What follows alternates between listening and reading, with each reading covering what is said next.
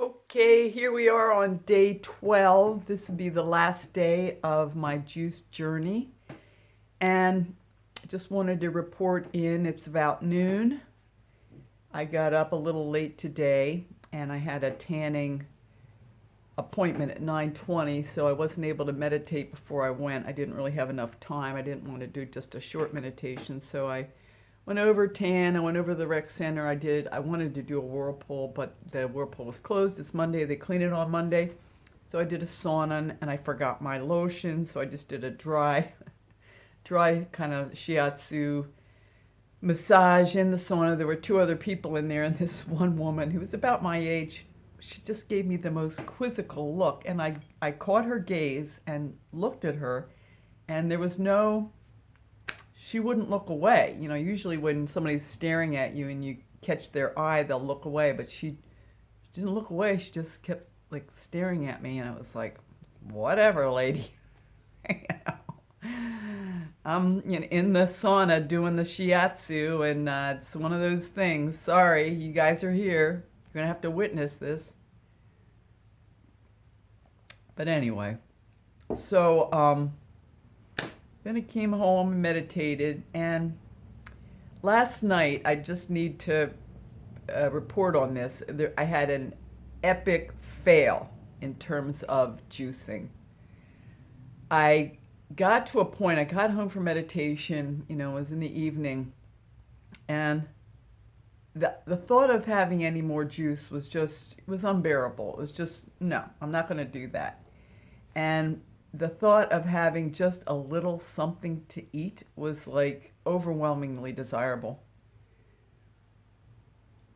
And once again, I'm doing this for myself. I'm not in a course. There's no real fail. And it's all success. I mean, this is all success, really. So what did I have? I started out making some broth. I decided I was going to make some like nice light soup. I sauteed with water and broth, some onions, some mushrooms, and some red peppers. The memory of that quinoa soup was kind of overarching in my head, so I had that, and then I was kind of going a little crazy, and I had that crystallized ginger earlier, and that kind of set me off, I think. That like tripped the switch and the floodgates were open. So then I had some ramen noodles in the house. That was all I had that would, kind of satisfy this need for pasta, flour, some substance, you know. Sometimes on my juice fast, I would actually have walnuts. And that was just kind of to give my body that little something. I have a few walnuts, which is not great because there's a lot of fat in nuts. But this time I said, well, I need some noodles. I'm a real noodle girl. So, and the ramen noodles, of course, are not whole wheat. They're not organic, but they were very good. And I took the broth and put the ramen noodles, and then what did I do? And then I got out one of my veggie burgers that I made, one of my quinoa burgers, and I baked it in the oven. It took about 25 minutes. It took a long time because they're frozen. But those were very successful. Those quinoa burgers, veggie burgers, are going to be great. And that was using the juice pulp. So now I have a go-to methodology for, you produce so much juice pulp when you're on juice fast that, I mean, if you made veggie burgers, your freezer would be stuffed with them, which I could do, But just from a couple of bags of juice pulp, I made about 25 really nice quinoa burgers. They have a little lemon in there, which is a little different because there was some lemon in the pulp. But it's just a little tang, If you saw it in the store, they'd advertise it as some, great additional ingredient that you pay extra for. So anyway, that was an epic fail. But the reality is when I went to bed that night, I felt good. I felt like I had done justice to my physiology, that I gave my body what it needed, what it really wanted. And the other thing about juice fasting is that it's a real deprivation experience it can be as you go longer into it. Yesterday was day 11, we're going longer into it. And I have been trying to avoid the longer fasts because of the way that food begins to loom large in your imagination, and it takes on kind of unusual significance. And I don't want that to happen. And my main goal now, as I'm coming off of it, I made some notes of what to cover, is to not do the bounce. I don't want to do the bounce. So what I've kind of decided, instead of doing what I would consider to be a McDougall diet, I think what I'm going to do is I'm going to go up to Iowa City and get some McDougall diet recipe books. And I'm also going to just get a nice assortment of vegetarian cooking, the ones that look appealing to me, cookbooks, and not be strict about the no fat, no sugar.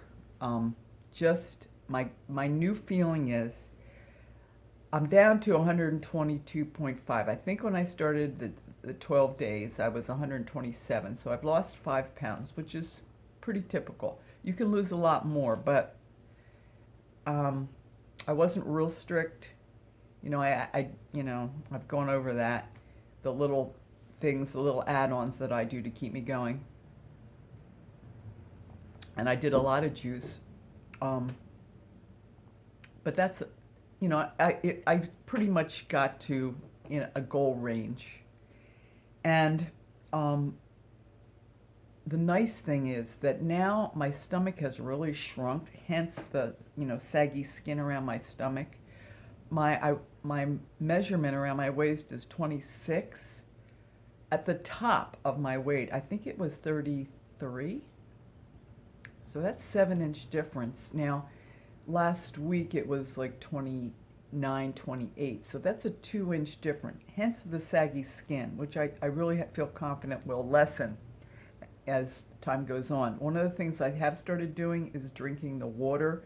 I saw Christian, I think it's Evans or something, his video where he was drinking 8 pints of water a day, and he'd just knock them down. So I have a nice metal pint container. I'm just going to knock down. I already had 2 or 3 today, and I'm just going to knock them down. Just keep drinking water. That's good. Now that's an improvement in my life. That doing this, watching the YouTubers, I've gotten better. That's an improvement. I have to look up what water really does for you, but one of the things it does, it plumps up the skin, and that's what I'm looking for with this weight loss.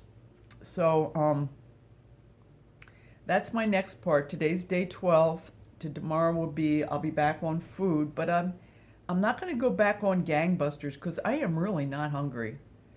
And what it does, it retrains your habit pattern to always be going to food. This idea about 3 meals a day, nah.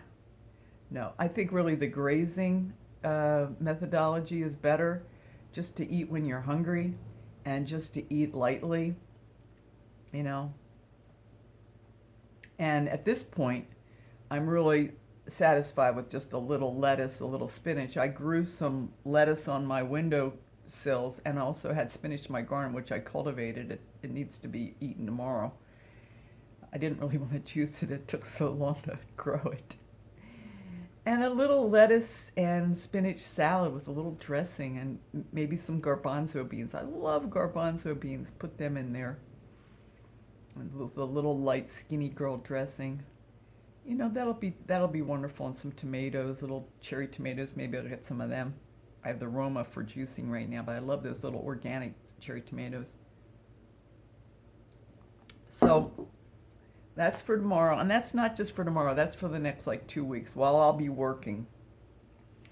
And I might not be chronicling this. This might just be a report at the end, because when I'm working, getting out the video camera, I might, because I'm finding it to be much more easy, but maybe not.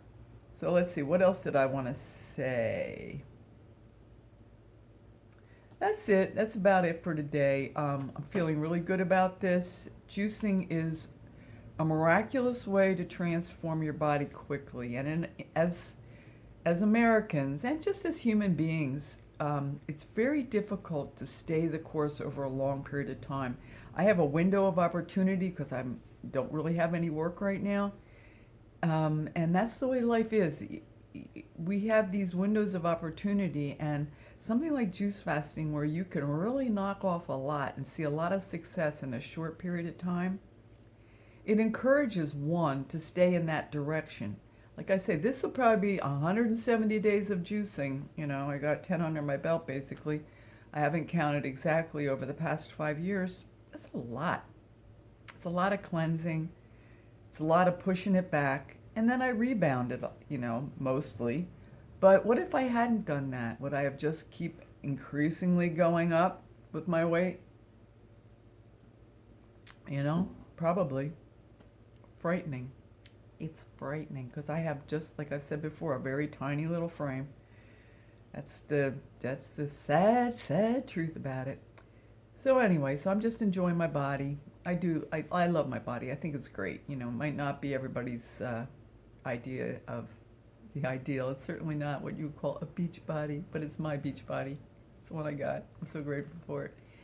And today I'm a happy camper, and maybe I'll log in tomorrow after, the day after the juice, and just talk a little bit.